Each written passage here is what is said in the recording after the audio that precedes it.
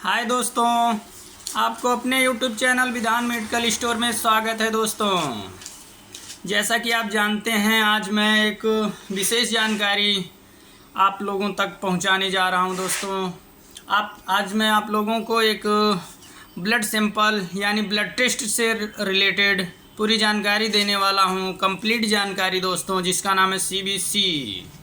और ये जो CBC होता है, इसके बारे में मैं पूरी जानकारी बताऊंगा। Haemoglobin, blood platelets, WBC, RBC और इन सब चीज़ों की नॉर्मल रेंज हो गई। और दोस्तों, हेमेटोलॉजी में मैं इनका इन्वेस्टिगेशन के साथ साथ आप लोगों को डिफ़ाइन करूंगा। दोस्तों, आप लोग मेरे साथ बने रहें दोस्तों।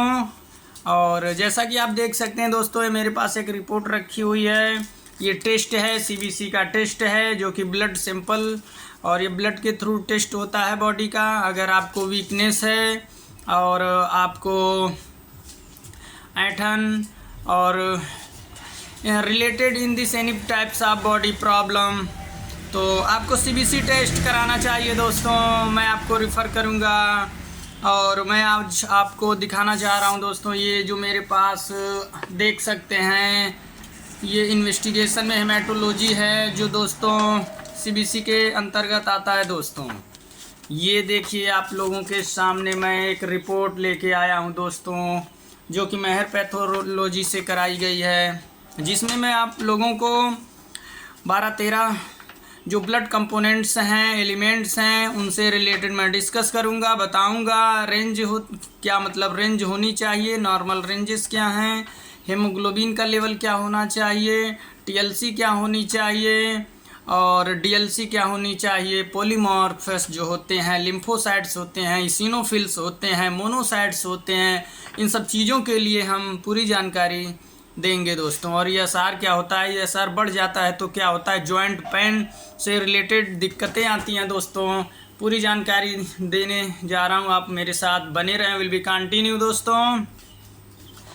हाँ, तो मैं सबसे पहले आपको बताऊंगा हेमोग्लोबिन।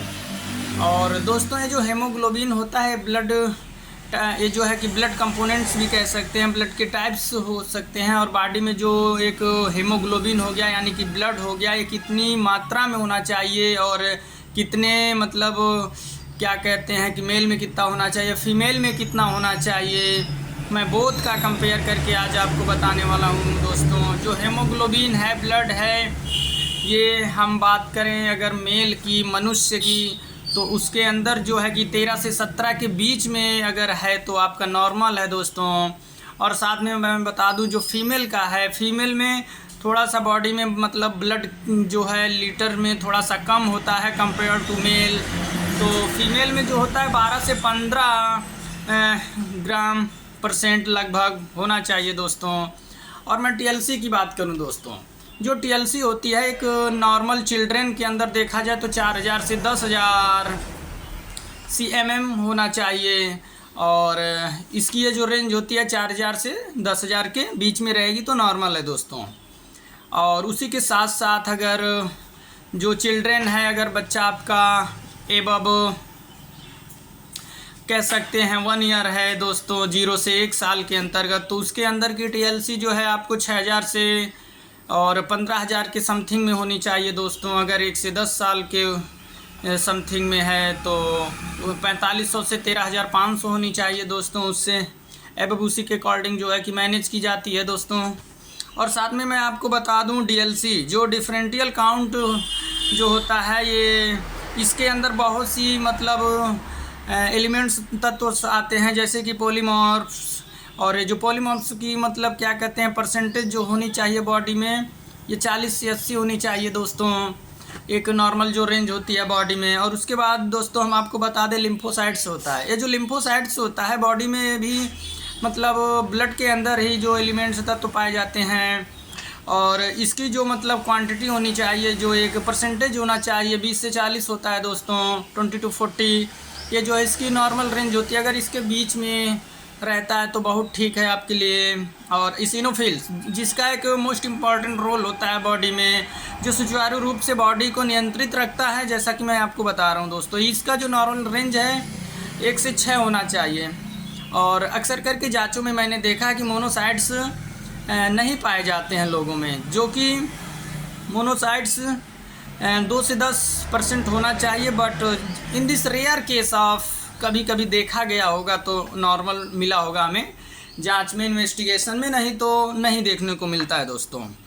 हाँ, ESR की हम बात करते हैं दोस्तों। ESR का जो सिस्टम होता है मेल फीमेल में डिफरेंस होता है, थोड़ा सा अंतर होता है।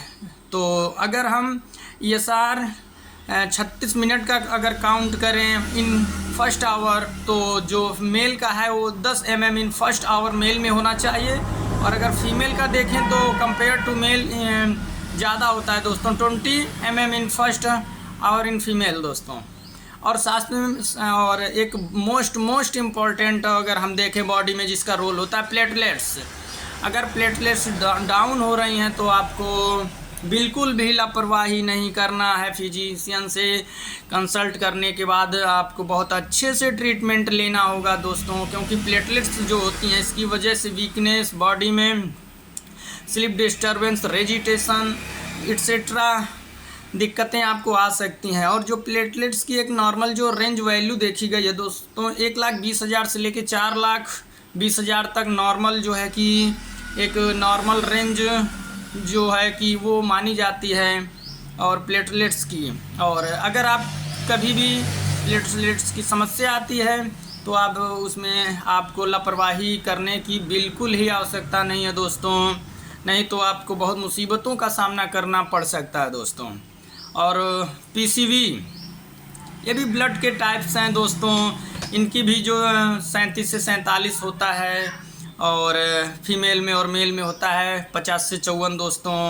MCH MCHC होता है, ये सब ब्लड के। हाँ, RBC काउंट की अगर बात करें मिलियन में होता है दोस्तों। जो RBC होता है मिलियन में काउंट किया जाता है। मेल फीमेल में डिफरेंस होता है। 2.95 लाख ये जो है कि मैंने जिनका जांच कराया था, विजय लक्ष्मी नाम की ये पेशेंट हैं जिनका आया था 2.95 लाख, जो कि एक ये फीमेल है दोस्तों। तो फीमेल का इनका एक देखा जाए तो कम है बॉडी में, 3.7 से 5.0 मिलियन में होना चाहिए, तो इनका कम है कह सकते हैं, 2.95 मिलियन है दोस्तों। और आपको एक विशेष जानकारी से मैं अवगत करा दूं दोस्तों, मेरा यूट्यूब पे चैनल है विधान मेडिकल स्टोर दोस्तों। मेरे यूट्यूब चैनल को आप लाइक करें, शेयर करें और अपने सभी दोस्तों तक पहुंचाएं दोस्तों। बहुत बहुत धन्यवाद दोस्तों।